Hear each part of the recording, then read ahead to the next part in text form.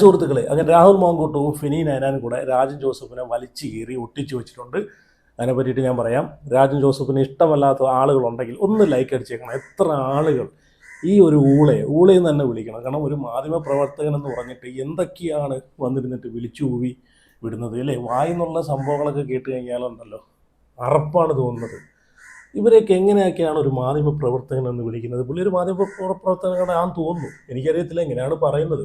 ഇപ്പം കണ്ടിട്ടും പുള്ളിയുടെ വായിൽ നിന്നുള്ള സംഭാഷണങ്ങളൊക്കെ കേട്ടിട്ടും എനിക്കങ്ങനെ തോന്നിയിട്ടില്ല. ഒരു ധാർമ്മികതയും ഇല്ലാത്ത ഒരു ഒരു വൃത്തികെട്ടവൻ എന്ന് വേണമെങ്കിൽ പറയാം. അപ്പം ഈ രാജൻ ജോസഫിനെ ഇഷ്ടമല്ലാത്ത ആളുകൾ ഉണ്ടെങ്കിൽ ഒന്ന് ലൈക്ക് അടിച്ചേക്കണം. എത്ര ആളുകൾ രാജൻ ജോസഫ് എന്ന ഈ ഒരു മാധ്യമ പ്രവർത്തകനെ വെറുക്കുന്നുണ്ട് എന്നറിയാനാണ്. രാഹുൽ മാങ്കൂട്ടത്തിൻ്റെ വിഷയത്തിൽ ഒരുപാട് വന്നിരുന്നിട്ട് ക്രൂശിച്ച് രാഹുൽ മാങ്കൂട്ടം എന്നൊരു വ്യക്തിയെ സ്ത്രീ പീഡകൻ ആക്കി മുദ്ര കുത്താനെ കൊണ്ട് പല പരിപാടിയും നോക്കി, പക്ഷെ അതൊന്നും നടന്നിട്ടില്ല. അതിൻ്റെയൊക്കെ ഫ്രസ്ട്രേഷനാണ് ഇപ്പം. അതിൻ്റെ ഫ്രസ്ട്രേഷനും അതുപോലെ ഇപ്പം രാഹുൽ മാങ്കൂട്ടും അതുപോലെ ഫെനി നയനാനും കൂടെ ചേർന്നിട്ട് ഈ രാജൻ ജോസഫിനെ വലിച്ചു കീറി അങ്ങോട്ട് ഒട്ടിച്ചു വെച്ചിട്ടുണ്ട്. വലിച്ചു കീറി രണ്ട് തുണ്ടാക്കി വെച്ച് മുളക് ഇട്ട് വെച്ചിട്ടുണ്ട്. അതിൻ്റെ കുരു പൊട്ടിയിട്ട് രാജൻ ജോസഫ് വീണ്ടും രംഗത്ത് വന്നിട്ടുണ്ട്. ഓക്കെ, അതൊക്കെ നമുക്ക് സംസാരിക്കാം. അപ്പം ആദ്യം ഫെനി നയനാൻ്റെ പോസ്റ്റ് കണ്ടിട്ടും രാഹുലിൻ്റെ പോസ്റ്റ് കണ്ടിട്ടുമാണ് രാജൻ ജോസഫിന് കുരു പൊട്ടിയത്. അപ്പം രാജൻ ജോസഫിന് ഇഷ്ടമല്ലാത്ത ആളുകളൊക്കെ ഒന്ന് ലൈക്ക് അടിച്ചേരെ. അതുപോലെ നിങ്ങളുടെ അഭിപ്രായങ്ങളൊന്ന് കമൻറ്റ് ചെയ്തേക്കണം. അതുപോലെ വീഡിയോ ആദ്യമായിട്ടൊന്ന് കാണുന്നവരുണ്ടെങ്കിൽ ഉറപ്പായിട്ട് ചാനൽ കൊണ്ട് സബ്സ്ക്രൈബ് ചെയ്ത് ഫോളോ ചെയ്ത് സപ്പോർട്ട് ചെയ്ത് വെക്കുക. എത്ര ആളുകൾ രാജൻ ജോസഫിനെ വെറുക്കുന്നുണ്ടെന്ന് അറിയണം. ഇതിനു മുമ്പ് ഒരു വീഡിയോ ചെയ്തിട്ടുണ്ടായിരുന്നു. അതിനകത്ത് എനിക്ക് തോന്നുന്ന ഒരു 10-15,000 പുറത്ത് ലൈക്ക് തന്നെ പോയിട്ടുണ്ട്. ഞാൻ ഞെട്ടിപ്പോയി, ഇത്രയും ആളുകൾ ഇവരെ വെറുക്കുന്നുണ്ടെന്ന് ഓർക്കുമ്പോഴത്തേക്ക്. അപ്പം എന്തായാലും ഫെനി നയനാൻ്റെ ഒരു പോസ്റ്റ് കണ്ടിട്ടാണ് രാജൻ ജോസഫിന് കുരു പൊട്ടിയത്. അതിനകത്ത് ഫെനി നയനാനെ പറയുന്ന അഭിസംബോധന ചെയ്ത് പന്നി നയനാൻ എന്നൊക്കെയാണ്. എന്തായാലും അതൊക്കെ അതിലോട്ട് നമുക്ക് വരാം. എന്തായാലും ഞാൻ രാജൻ ജോസഫിൻ്റെ ഫേസ് ഞാൻ വയ്ക്കുന്നില്ല. കാരണം കഴിഞ്ഞ വട്ടം ഫേസ് കൊടുത്തപ്പോഴും അതുപോലെ റിനിയുടെ ഫോട്ടോ കൊടുത്തപ്പോഴത്തേക്ക് ഒരു വീഡിയോ ക്ലിപ്പ് ആഡ് ചെയ്തപ്പോഴത്തേക്ക് ഒരുപാട് ആളുകൾ പറയുന്നുണ്ട്, ഈ വൃത്തികെട്ട സാധനത്തിനൊന്നും നമുക്ക് കാണേ വേണ്ട, ഇതിനൊന്നും എടുത്തുകൊണ്ട് വരല്ലേ എന്നാണ് പറയുന്നത്. എന്ത് ചെയ്യും, ഇതൊക്കെ നമുക്ക് ചെയ്തല്ലേ പറ്റൂ. രാഹുൽ മാങ്കൂട്ടം എന്നൊരു വ്യക്തിയെ തകർക്കാനെ കൊണ്ട് മുമ്പിട്ട് വന്ന ഇവരെയൊക്കെ എടുത്ത് നമുക്ക് വലിച്ചേറി ഒട്ടിച്ച് വെച്ചേലേ പറ്റൂ. അതുകൊണ്ട് ഈ വട്ടം ഞാനതുകൊണ്ട് സൗണ്ട് മാത്രമേ കൊടുക്കുന്നുള്ളൂ. കാരണം ഇവരെ കാണാൻ താല്പര്യമില്ലാത്ത ഒരുപാട് ആളുകളുണ്ട്. എന്തായാലും അവരെ ഞാൻ വെറുപ്പിക്കുന്നില്ല. അപ്പം ഫെനി നയനാൻ്റെ പോസ്റ്റ് കണ്ടിട്ടും രാഹുലിൻ്റെ പോസ്റ്റ് കണ്ടിട്ടുമാണ് കുരു പൊട്ടിയേക്കുന്നത്. അതുമാത്രമല്ല, രാഹുലിന് കോടതിയിൽ നിന്നുള്ള നീതി കിട്ടിയപ്പോഴത്തേക്ക്, രാഹുലിന് അനുകൂലമായിട്ടുള്ള വിധി വന്നപ്പോഴത്തേക്കാണ് വീണ്ടും രാജൻ ജോസഫ് രംഗത്ത് വന്നേക്കേണ്ടത്. അതിന് മുമ്പ് എവിടെങ്ങാണ്ടൊക്കെ ഒളിവിലായിരുന്നു, എവിടെ പോയി കിടക്കുമായിരുന്നു. ഇപ്പം എനിക്ക് തോന്നുന്നു കുറേ ദിവസം കൊണ്ട് വീഡിയോസൊന്നും കാണക്കില്ലായിരുന്നു. ഇപ്പോൾ വീണ്ടും രംഗത്ത് വന്നേക്കുവാണ്. അപ്പം ആദ്യം ഫെനി നയനാൻ്റെ ക്ലിപ്പ് ഞാനിവിടെ വയ്ക്കാം. അപ്പോൾ നമ്മൾ കഴിഞ്ഞ ദിവസം നമ്മൾ കണ്ടതാണ്, രാഹുൽ മാങ്കൂട്ടവുമായിട്ട് ബന്ധപ്പെട്ട വിഷയത്തിൽ ആരൊക്കെ രാഹുലിനെ ക്രൂശിക്കാൻ മുൻപിട്ട് നിന്നോ അവർക്കെല്ലാം എട്ടിൻ്റെ പണികളൊക്കെ കിട്ടിക്കൊണ്ടിരിക്കുന്ന എല്ലാം നമ്മൾ കഴിഞ്ഞ ദിവസം നമ്മൾ കണ്ടിട്ടുണ്ടായിരുന്നു. അപ്പം ഇവിടെ ഫെനി നയനാൻ കൊടുത്തേക്കുന്ന പോസ്റ്റ് എന്ന് വെച്ച് കഴിഞ്ഞാൽ, ഇന്ന് മാധ്യമങ്ങളിൽ വരാനിടയില്ലാത്ത ഒരു വാർത്ത നിങ്ങളോട് പറയാനാണ് ഈ പോസ്റ്റ്. ഇന്ന് രാവിലെ മാധ്യമങ്ങളിൽ വലിയ വാർത്തയുണ്ടായിരുന്നു, രാഹുലിന് നിർണായകം എന്ന്. സുപ്രീം കോടതിയിൽ ഒന്നാമത്തെ പരാതിക്കാരി ഹൈക്കോടതി രാഹുലിന് നൽകിയ ജാമ്യം തള്ളിക്കളയണമെന്ന് ആവശ്യപ്പെട്ടു കൊടുത്ത ഹർജി പരിഗണിക്കുന്ന ദിവസം ആയിരുന്നു ഇന്ന്. സുപ്രീം കോടതി പരാതിക്കാരി കൊടുത്ത ഹർജി ഇന്ന് ഫയലിൽ പോലും സ്വീകരിക്കാതെ തള്ളിക്കളഞ്ഞു. ഇനി അങ്ങോട്ട് സത്യം ജയിക്കുന്ന ദിവസങ്ങളാണ്, ഞെട്ടിക്കുന്ന സത്യങ്ങൾ പുറത്തു വരാൻ പോകുന്ന ദിവസങ്ങളാണ്. അപ്പോൾ ഫെനി നയനാൻ ഇതിനകത്ത് കൊടുത്തേക്കുന്ന ഈ കാര്യം വായിച്ചിട്ട് രാജൻ ജോസഫ് എനിക്ക് തോന്നുന്നു ഇക്കറി കൂടെ മുള്ളിന്ന് തന്നെ തോന്നുന്നു. കാരണം പേടിച്ച് പോയിട്ടുണ്ട്. അതിനുശേഷമാണ് കുരു പൊട്ടിയിട്ട് ഫെനി നയനാനെതിരെ ഭയങ്കര രീതിയിൽ ഫ്രസ്ട്രേഷനോടുകൂടി എന്തോ കുരു പൊട്ടിയിട്ട് നമ്മൾ സംസാരിക്കില്ല, ആ രീതിയിലുള്ള സംസാരമൊക്കെ ഞാൻ കണ്ടത്. അപ്പം ഇത് കേട്ടിട്ടാണ് ഇനി അങ്ങോട്ട് സത്യം ജയിക്കുന്ന ദിവസങ്ങളാണ്, ഞെട്ടിക്കുന്ന സത്യങ്ങൾ പുറത്തു വരാൻ പോകുന്ന ദിവസങ്ങളാണ്. അപ്പം എനിക്ക് തോന്നുന്നു മേടിച്ച പൈസയുടെയൊക്കെ കണക്ക് പുറത്ത് വരും എന്ന് കണ്ടിട്ടായിരിക്കാം കുരു പൊട്ടിയതെന്ന് തോന്നുന്നു. അപ്പോൾ ഇതിനൊക്കെ ശേഷം രാജൻ ജോസഫ് കൊടുത്തൊരു മറുപടി ഉണ്ടായിരുന്നു. അതിന് ശേഷം രാജൻ ജോസഫിൻ്റെ മറുപടി ആദ്യം ഒന്ന് കേൾക്കാം. രാഹുൽ മാങ്കൂട്ടത്തിനെ പറ്റിയിട്ടും ഫെനി നയനാനെ പറ്റിയിട്ടൊക്കെ സംസാരിക്കുന്നത്, ഈ വിഷയത്തിനെ പറ്റിയിട്ട് സംസാരിക്കുന്നത്. അതിന് ശേഷം ഞാൻ രാഹുൽ മാങ്കൂട്ടത്തിൻ്റെ ആ ഒരു പോസ്റ്റ് ഈ കമ്മി ഇങ്ങനെ തന്നെയാണ് രാഹുൽ മാങ്കൂട്ടം എഴുതിയിരിക്കുന്നത്, അടിമക്കമ്മി മാധ്യമ പ്രവർത്തകർ ആയിട്ടുള്ള ആളുകൾ. അതിനകത്ത് ഒരാൾ രാജൻ ജോസഫ്, പിന്നെ ഒരാൾ അരുൺകുമാർ. അരുൺകുമാറിൻ്റെ ഒരു വീഡിയോ ഞാൻ കഴിഞ്ഞ ദിവസം അതിനെ പറ്റിയിട്ട് ചെയ്തായിരുന്നു. ഒന്ന് രാജൻ ജോസഫാണ്. ഓക്കെ, അതിനെ പറ്റിയിട്ട് എന്തായാലും നമുക്ക് രാജൻ ജോസഫ് ഇതിന് കുരു പൊട്ടിയിട്ട് ഫെനിക്കെതിരെയും രാഹുലിനെതിരെയൊക്കെ കുരു പൊട്ടിയിട്ട് സംസാരിക്കുന്നത് ഉണ്ട്. അതിന് എവിടെ കൊടുക്കാം. ഞാൻ ആദ്യം പറഞ്ഞ ഞാൻ വീഡിയോ വയ്ക്കുന്നില്ല, കാരണം ചില ആളുകൾക്ക് കാണുന്നതേ വെറുപ്പാണ് ഈ രാജൻ ജോസഫിനെയും അതുപോലെ റിനിയൊക്കെ. കഴിഞ്ഞൊരു വീഡിയോക്കകത്ത് എൻ്റെ അടുത്ത് പറഞ്ഞു, എന്തിനാണ് നിങ്ങൾ ഈ വ്യക്തിയെ കാണിക്കുന്നത്, ഇത്രയും വെറുത്തു പോയെന്ന് പറഞ്ഞാണ്. അപ്പം എന്തായാലും നിങ്ങൾ രാജൻ ജോസഫിന് പറയാനുള്ള നമുക്കൊന്ന് കേൾക്കാം, കേട്ടിട്ട് നമുക്ക് സംസാരിക്കാം. പിന്നെ ജാമ്യം റദ്ദാക്കണം എന്ന ആവശ്യം കൂട്ടത്തിൽ ഉന്നയിച്ചെങ്കിലും ഇവർ ഫോക്കസ് ചെയ്തിട്ടുള്ള കാര്യം എന്താണെന്ന് വെച്ച് കഴിഞ്ഞാൽ ഹൈക്കോടതി ഈ പിന്നെ സാധാരണഗതിയിൽ ഫൈനൽ ജഡ്ജ്മെന്റിനകത്ത് അനുബന്ധമായിട്ടുള്ള ചില നിരീക്ഷണങ്ങൾ കൂട്ടിച്ചേർക്കുന്ന രീതിയിൽ അവരുടെ അധികാര പരിധിക്ക് അപ്പുറത്ത് കടന്നുകൊണ്ട് ഒരു ജാമ്യ ഹർജിക്കകത്ത് പിന്നെ ചില നിരീക്ഷണങ്ങൾ നടത്തി എന്നുള്ളതാണ്. ആ നിരീക്ഷണങ്ങൾ നടത്തിയിട്ടുള്ള ഉഭയകക്ഷി സമ്മതപ്രകാരമായിരുന്നു ഇതെന്നുള്ള സ്ഥാപിക്കുന്ന രീതിയിൽ പരോക്ഷമായിട്ട് അങ്ങനെ ആ രീതിയിലുള്ള ഒരു സൂചന കോടതി പിന്നെ അതിനകത്ത് ജാമ്യം അനുവദിച്ചുകൊണ്ടുള്ള വിധിക്കകത്ത് വന്നു. അത് വന്നത് നീക്കം ചെയ്യണം എന്നുള്ളതായിരുന്നു വാദിഭാഗത്തിലെ ഏറ്റവും പ്രധാന.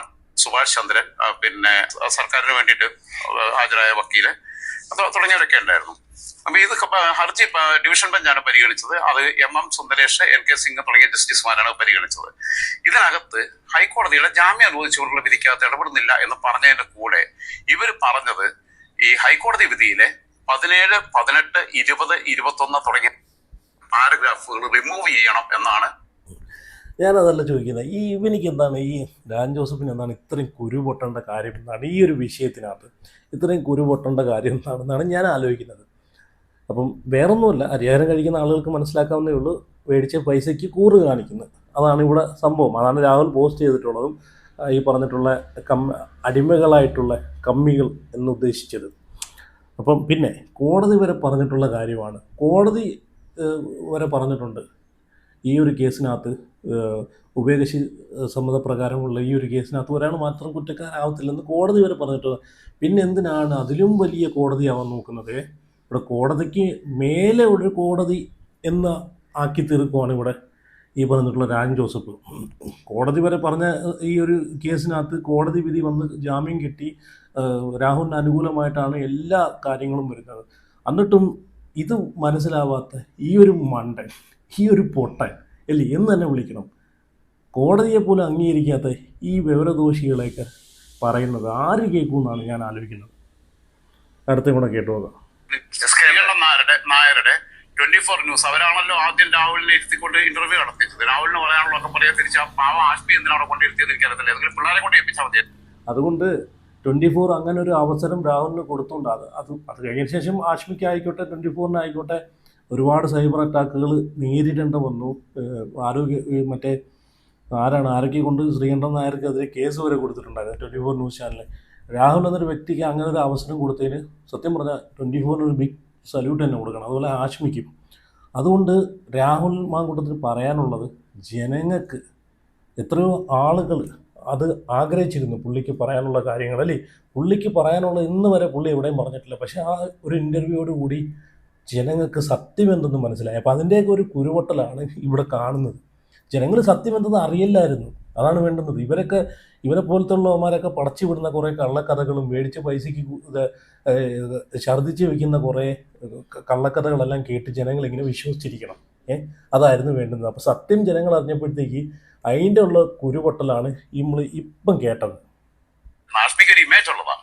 ആഷ്മിക്ക് നമ്മൾ എന്തൊക്കെ പറഞ്ഞാലും എത്തിക്സ് വെച്ച് പോകുന്ന ഒരു ധാർമ്മിക ബോധമുള്ള മാധ്യമ പ്രവർത്തകൻ എന്ന രീതിയിൽ നമ്മളെല്ലാം എന്ത് എത്തിക്സ് ഇടോ ഇപ്പം നീയൊക്കെ ഈ ചെയ്തുകൊണ്ടിരിക്കുന്ന വല്ല എത്തിക്സ് എന്നുണ്ടോ? നീയൊക്കെ പറയുന്നല്ലോ ഭയങ്കര മാധ്യമ പ്രവർത്തകനാണ്, മണ്ണാങ്കട്ടയാണ്. ആഷ്മിക്ക് അങ്ങനെ ഒരു എത്തിക്സ് ഉള്ളതുകൊണ്ടാണ് ആഷ്മി ഇപ്പം ഈ ഒരു കേസിനകത്ത് സത്യസന്ധമായിട്ടുള്ള കാര്യങ്ങൾ എന്താണെന്ന് ജനങ്ങൾക്കറിയാം. കോടതിയിൽ നിന്ന് വന്ന വിധിയാണ്. ഇവിടെ ഒരാൾ മാത്രം എങ്ങനെയാണ് തെറ്റുകാരനാവുന്നത്? ഇവിടെ ബലാത്കാരമായിട്ട് പിടിച്ച് വലിച്ചുകൊണ്ട് പോയി പീഡിപ്പിച്ചതല്ലല്ലോ, പരസ്പര സമ്മതത്തോടു കൂടി മറ്റൊരാളെ വഞ്ചിച്ചിട്ടാണ് അവിവാഹിതനായിട്ടുള്ള രാഹുൽ മാങ്കൂട്ടത്തിൻ്റെ കൂടെ പോയിട്ടുള്ളത്. അതുമാത്രമാണോ? വില കൂടിയ സാധനങ്ങളൊക്കെ മേടിച്ചു കൊടുത്തു, അങ്ങനെ എന്തൊക്കെ. അപ്പം എല്ലാം കഴിഞ്ഞതിന് ശേഷം ഒരാൾ മാത്രം എങ്ങനെയാണ് കുറ്റക്കാരനാവുന്നത് എന്നൊരു, അപ്പം അതാണ് ഞാൻ പറഞ്ഞത്. അപ്പം അതുപോലും ചിന്തിക്കാൻ അറിയാത്ത കുറേ മാധ്യമ പ്രവർത്തകർ, ഇവനെ പോലുള്ള കുറേ ആളുകളുണ്ട്. പൈസ മേടിച്ച് ഈ പറഞ്ഞിട്ടുള്ള മേടിച്ച പൈസയ്ക്ക് കാണിക്കുന്ന അല്ലെങ്കിൽ തുപ്പിക്കൊടുക്കുന്ന ഇതുപോലുള്ള കൃമികളുണ്ട്. അപ്പോൾ ഇവനിക്കൊക്കെയാണ് ധാർമ്മികത എന്തെന്ന് അറിയാത്തത്. ആഷ്മികയുടെ ധാർമ്മികത പഠിപ്പിക്കാൻ പോകേണ്ട കാര്യമില്ല. ആഷ്മിക്ക് അങ്ങനെ ഒരു സാധനം ഉള്ളതുകൊണ്ടാണ് ആഷ്മി അത്രയും 1 മണിക്കൂർ രാഹുൽ എന്നൊരു വ്യക്തിക്ക് പറയാനുള്ളത് ജനങ്ങളുടെ മുമ്പിലേക്ക് തുറന്നു കാണിച്ചു കൊടുത്തത്, അല്ലേ? ഇഷ്ടപ്പെട്ടിരുന്ന ഒരു സുഹൃത്തുവാ. പക്ഷെ ഈ ഒരു കാര്യത്തിനകത്ത് ആഷ്മി ഇരിക്കാനേ പാടില്ലായിരുന്നു. ആഷ്മി നോ പറയേണ്ടതായിരുന്നു. അല്ലെങ്കിൽ ആഷ്മി ഇരിക്കുകയാണെങ്കിൽ ഞാൻ അഗ്രസീവായിട്ട് ക്വസ്റ്റ്യൻ ചോദിക്കും എന്നുള്ളത് ശ്രീകണ്ഠൻ നായരുടെ അടുത്ത് പറയേണ്ടതായിരുന്നു. ആഷ്മിയുടെ മുമ്പിൽ ഒത്തിരി ഓഫറുകൾ വന്നിട്ട് ആഷ്മി പോകാതെ അവിടെ നിൽക്കുകയും ചെയ്യുന്നത്. റിപ്പോർട്ടർ ചാനൽ വന്നപ്പോഴും വലിയ ഓഫർ വന്നതാണ്. ബിഗ് ടി വി വന്നപ്പോഴും വലിയ ഓഫർ വന്നത്. ആഷ്മി പോകാതിരുന്നത് ഭാഗ്യമായി. അല്ലെങ്കിൽ പിന്നെ ടൗസർ കയറി പോയാൽ പണിയില്ലാതെ തിരിച്ചു വരേണ്ടി വന്നേനെ. 24 ആ ബിഗ് ടി വി പോകാഞ്ഞത് ഭാഗ്യം. ഇപ്പം സുജയ പാർവതിയുടെ ഇപ്പോഴത്തെ സ്ഥിതി നമ്മൾ കണ്ടതാണല്ലേ. രാഹുൽ എന്നൊരു വ്യക്തിയെ റിപ്പോർട്ടർ ചാനലിനകത്ത് ഇരുന്നിട്ട് അരുൺകുമാറിൻ്റെ കൂടെ ഇരുന്നിട്ട് ഏറ്റവും കൂടുതൽ ഘോഷിച്ചൊരു വ്യക്തിയാണ് സുജയ പാർവതി. ഇപ്പം സുജയുടെ അവസ്ഥ എന്തായി? ഇപ്പം ഒന്നുമില്ല, ജോലിയില്ല, കൂലിയില്ലാതെ ബിഗ് ടി വിക്ക് അതിരിപ്പുണ്ട്. ഇനി എത്ര വലിയ ഓഫർ കിട്ടിയിട്ട് പോയാലും പോയില്ലേലും ഇതൊക്കെ ഒരു കർമ്മം എന്ന് പറഞ്ഞ സാധനമുണ്ട്. കർമ്മ എന്ന് പറഞ്ഞ സാധനമുണ്ട്. അതാണ് ശാപം എന്നൊരു സാധനമുണ്ട്. രാഹുലിൻ്റെ ഫാമിലിയുടെ, രാഹുലിൻ്റെ അമ്മയുടെ, ഇവരെയൊക്കെ ശാപമാണ് ഈ പിന്തുടരുന്നത്. അങ്ങനെ ഓരോ ആളുകളെ ചീട്ടിങ്ങനെ കീറിക്കൊണ്ടേയിരിക്കുവാണ്. ന്യൂസ് മാത്രം കൊടുത്തിരിക്കുന്നു. രാഹുൽ മാങ്കൂട്ടത്തിന് താൽക്കാലിക ആശ്വാസം, മുൻകൂർ ജാമ്യത്തിൽ ഇടപെടുന്നില്ലെന്ന് കോടതി. അതിൽ അടിയിൽ ചെറുതായിട്ട് ജാമ്യ ഉത്തരവിലെ അതിജീവിതയ്ക്കെതിരായ പരാമർശങ്ങൾ നീക്കി. ഇത് സത്യത്തിൽ ഞാൻ ആഷ്മിക്ക് മെസ്സേജ് അയച്ചു. നിങ്ങളുടെ ഡെസ്കിലുള്ള ആൾക്കാർ പിന്നെ ചെയ്യുന്നത് പിന്നെ ശരിയല്ല എന്നുള്ളത് നിങ്ങളെ ശ്രദ്ധപ്പെടുത്തിയിട്ടില്ലെങ്കിൽ ശ്രദ്ധപ്പെടുത്തുന്നു. നീയൊക്കെ ചെയ്യുന്നത് ശരിയാണ്, അത് പോയടാ ഇറങ്ങി. നീ എന്താണ് ഇവിടെ വന്ന് നിന്നിട്ട് ഇത് കാക്കിച്ച് തുപ്പുന്നത്? വല്ലവൻ്റെ പൈസ മേടിച്ചിട്ട് നല്ലൊരു രാഷ്ട്രീയ ചെറുപ്പക്കാരനെ, രാഷ്ട്രീയ ഫ്യൂച്ചറുള്ളൊരു ചെറുപ്പക്കാരനെ ഇങ്ങനെ നശിപ്പിക്കാൻ ഒരു അജണ്ട എടുത്ത് വന്നിരിക്കുന്ന ഒരു വെറും പൂടയാണ് നീ. നിനക്ക് എന്ത് കഴിവാണുള്ളത്? പറഞ്ഞിട്ട് മെസ്സേജ് അയച്ചു. ഇതിനകത്തുള്ളതെന്ന് വെച്ചാൽ ഒരു പന്നി നൈനാന്ന് പറഞ്ഞ തിരുവല്ലയിലെ മുനിസിപ്പാലിറ്റിയിലോട്ട്, അല്ല അടൂര് മുനിസിപ്പാലിറ്റിയിലോട്ട് തോറ്റ് പിന്നെ നാട്ടുകാർ തോപ്പിച്ച ഒരുത്തരുണ്ടല്ലോ ഇപ്രാവശ്യം മത്സരിച്ചിട്ട്. ഈ പന്നി നൈനാൻ രാഹുൽ മാങ്കൂട്ടത്തിന് ബാധ്യതയായി മാറുന്നു എന്നുള്ളത് രാഹുൽ മാങ്കൂട്ടത്തിൽ മനസ്സിലാക്കുന്നില്ല. ഇത് ഞാൻ പറഞ്ഞല്ലോ, ഫെനി നൈനാൻ്റെ പോസ്റ്റ് കണ്ടിട്ട് കുരു പൊട്ടിയിട്ടാണ്. ഫെനി നൈനാൻ പറഞ്ഞല്ലോ കുറച്ച് സത്യങ്ങൾ, ഞെട്ടിക്കുന്ന സത്യങ്ങൾ ഇപ്പം വെളിയിൽ വരും, നീയൊക്കെ കരുതിയിരുന്നു. അപ്പം അത് കണ്ട് പേടിച്ചിട്ട് നിക്കറി മുള്ളി കുരു പൊട്ടിയിട്ടാണ് ഇപ്പം ഫെനി നൈനാനെ പന്നി നൈനാൻ എന്നൊക്കെ വിളിക്കുന്നത്. നിന്നെ പോലെയൊക്കെ ഇപ്പം നമ്മൾ കണ്ടതാണ്. രാഹുൽ മാങ്കൂട്ടം ജാമ്യം കിട്ടി പുറത്തിറങ്ങിയതിന് ശേഷം ഒളിവിൽ മുങ്ങി നടന്ന സാധനമാണ് ഈ രാജൻ ജോസഫ്, റിനി, ഇവരൊക്കെ എനിക്കൊന്ന് ഒരു മാളത്തിൽ തന്നെ ആയിരിക്കും ഒളിച്ചിരുന്നത്.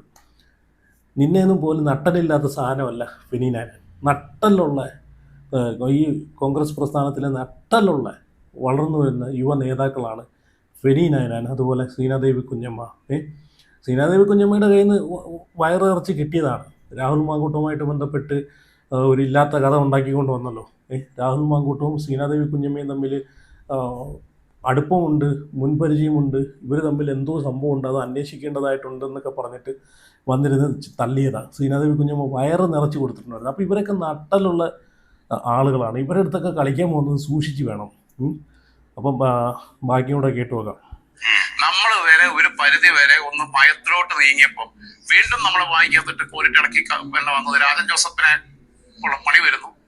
എന്നെ കുന്നുകളയെന്നുള്ള രീതിയിലാണല്ലോ. പാവത്തിന്റെ മരണം രാജൻ ജോസഫ് സ്വർഗത്തിൽ പോകും, നരകത്തിൽ പോകും, അവന്റെ അമ്മായിയുടെ മറ്റെടുത്ത് പോകും. അതെന്ന് പറയാനുള്ള പിന്നെ എനിക്ക് അപ്പൊ അവരെ കൊണ്ടൊന്നും കൂട്ടിയാൽ കൊടുത്തില്ല എന്നുള്ളത് അവൻ അറിയാൻ വയ്യാണ്ട.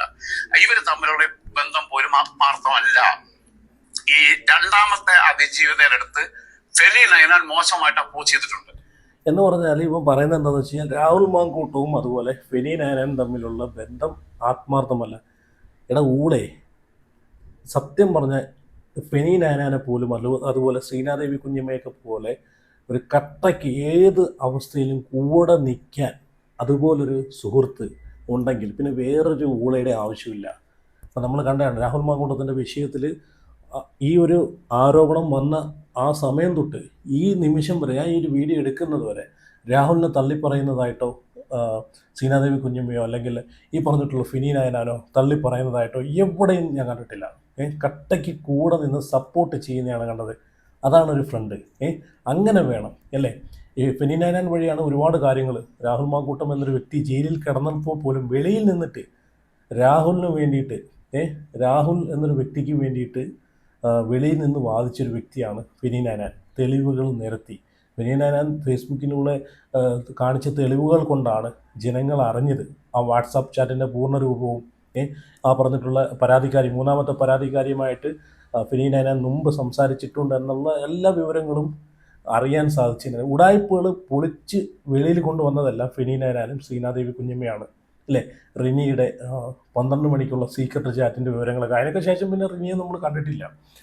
അപ്പം അതിൻ്റെയൊക്കെ ഒരു കുരുവട്ടലാണ് ഇപ്പോൾ ഇതിനകത്ത് കാണുന്നത്. അപ്പം അവരോടൊക്കെ ഭയങ്കര ദേഷ്യമുണ്ട്. രാഹുൽ മാങ്കൂട്ടത്തിന് ഇത്രയും സപ്പോർട്ട് ചെയ്ത് ഇവരെയൊക്കെ ഈ ഒരു കള്ളക്കളികൾ പൊളിച്ചെടുക്കാൻ രാഹുലിൻ്റെ കൂടെ കട്ടയ്ക്ക് നിന്നതിൻ്റെ ഒരു കുരുവട്ടലാണ് ഇവിടെ നമ്മൾ കാണുന്നത്.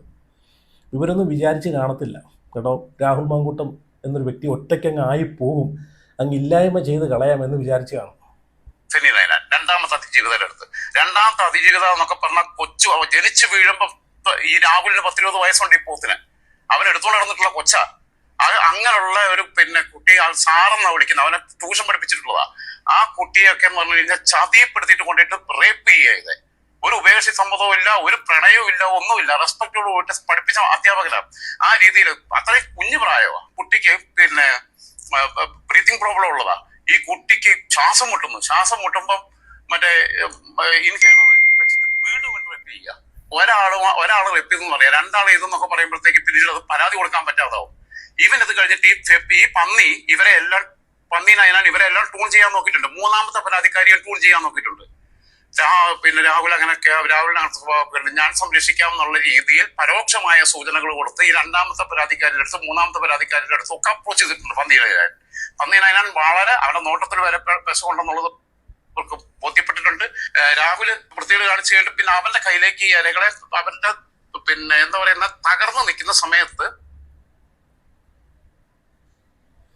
ഇവൻ എന്തൊരു ഊളയാണ്. പിന്നെ നീ ഇവന്റെ പറച്ചിലായിട്ട് തോന്നി അവരെ കൂടെ മുണ്ടും ഉറങ്ങി കടന്നവനായ ഇവനെന്നാ വിചാരം. എന്തുവാടേ ഇവനെയൊക്കെ മാധ്യമ പ്രവർത്തകനെന്ന് വിളിക്കുന്നവരാണ് കാക്കിച്ച് തുപ്പാനെ കൊണ്ട്. എന്തും വായിൽ തോന്നുന്ന കോതയ്ക്ക് പാട്ടെന്നുള്ള ഇത് ചുമ്മാ വന്നിരുന്ന് അങ്ങോട്ട് തുപ്പി അങ്ങോട്ട് വിടുക.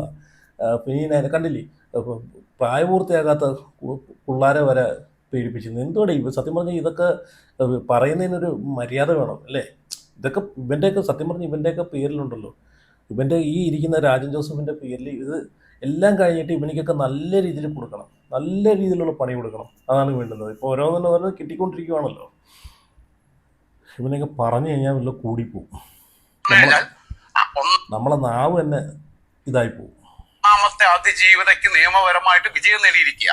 പക്ഷെ പന്നീനയാണ് പോസ്റ്റ് ഇട്ടിട്ട് അതിന്റെ അടിയിൽ കുറെ പൊട്ടന്മാര് വന്നിട്ട് കമന്റ് ഇട്ടിട്ടുണ്ട്. അതാണ് ഏറ്റവും വലിയ രസം. പന്നീൻ ഐലാൻഡിന്റെ പോസ്റ്റ് ഇങ്ങനെയാ. 6 മണിക്കൂർ മുമ്പ് പറയുമ്പോ നമ്മളിപ്പോ 5:30 എടുക്കുന്നത്, 8 മണി ആകുമ്പോഴത്തേക്ക് ഇത് 7:30-8 മണിക്കൂർ ആകുമല്ലോ. 8 മണിക്കൂറും ആവും. 6 മണിക്കൂർ മുമ്പ് ഇട്ടതിന് ഇപ്പൊ തന്നെ 17K ലൈക്ക്, 1200 കമന്റ്, 1000 ഷെയർ. അപ്പം സാധാരണക്കാരായിട്ടുള്ള ജനങ്ങളാണ് കമൻറ്റ് ചെയ്യുന്നതും ലൈക്ക് ചെയ്യുന്നതും സപ്പോർട്ട് ചെയ്യുന്നതും ഈ ഒരു വിഷയത്തിൽ. ഇതൊക്കെ കണ്ടിട്ട് അങ്ങോട്ട് കുരു പൊട്ടും. ഇതൊക്കെ കണ്ടിട്ട് അങ്ങോട്ട് പറയും ഇതൊക്കെ PR-കളാണ്, മറ്റേതാണ് മറിച്ചതാണെന്ന് പറഞ്ഞ്. അത് സ്വന്തം വീഡിയോയുടെ അടിയിൽ എത്ര ലൈക്കും എത്ര കമൻറ്റും ഉണ്ടെന്ന് ആദ്യം നീ ഒന്ന് പോയി നോക്ക്. എന്നിട്ട് നീ സംസാരിക്കും. മതി. കേരളത്തിൽ വലിയ വാർത്ത ഉണ്ടായിരുന്നു രാഹുലിന് നിർണായകമെന്ന്.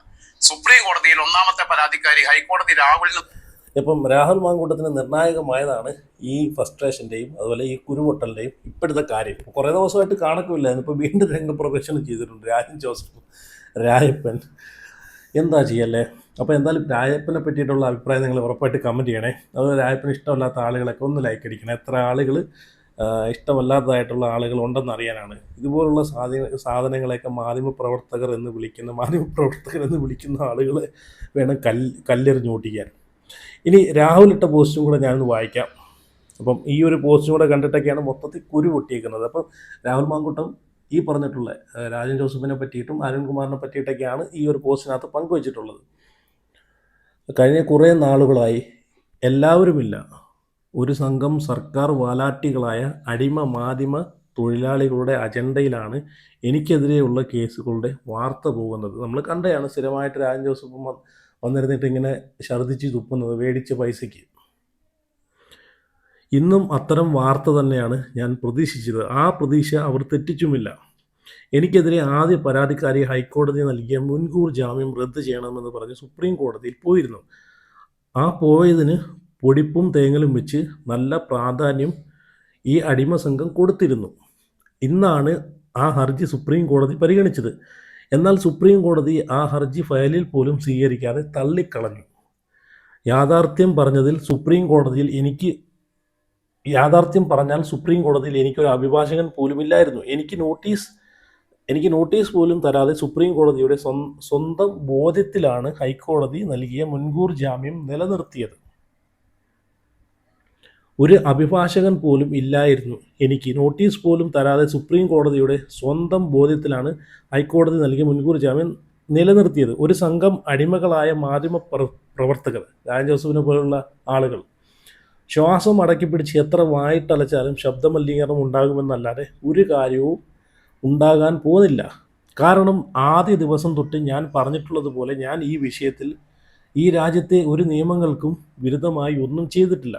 സെഷൻസ് കോടതി തൊട്ട് സുപ്രീം കോടതി വരെ ആയിട്ട് ഇന്നത്തെ ദിവസം വരെ നിങ്ങൾ ഒരു സംഘം മാധ്യമ തൊഴിലാളികൾ പടച്ചുവിട്ട ഏതെങ്കിലും ഒരു ആരോപണം ഏതെങ്കിലും ഒരു കോടതി ശരിവെച്ചിട്ടുണ്ടോ? നിങ്ങൾ വിളിച്ചു കൂവിയ ഏതെങ്കിലും ആരോപണങ്ങൾക്ക് തെളിവിൻ്റെ ഒരു ചെറിയ കടലാസ് കഷ്ണമെങ്കിലും ഹാജരാക്കാൻ പറ്റിയോ? ആദ്യം മുതൽ ഞാൻ പറയും പോലെ എത്ര വൈകിയാലും സത്യം പുറത്തു വരും. ഗൂഢാലോചനയുടെ ഉൾപ്പെടെയുള്ള കൃത്യമായ തെളിവുകൾ കയ്യിലുള്ള ആത്മവിശ്വാസത്തിൽ തന്നെ പറയുന്നു. ആ സത്യം കോടതിക്ക് ബോധ്യമായതുപോലെ ഈ നാട്ടിലെ മുഴുവൻ മനുഷ്യർക്കും ബോധ്യമാകും. നിങ്ങൾ നാടകീയമായി അവതരിപ്പിച്ചാലും ബഹളം വെച്ചാലും കള്ളം സത്യമാകില്ല. സത്യമേ ജയിക്കൂ.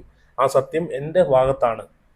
അതൊന്നും കാര്യമാക്കേണ്ട. നിങ്ങൾ വാങ്ങിയ പൈസക്കുള്ള പണി ചെയ്യൂ അടിമകളെ.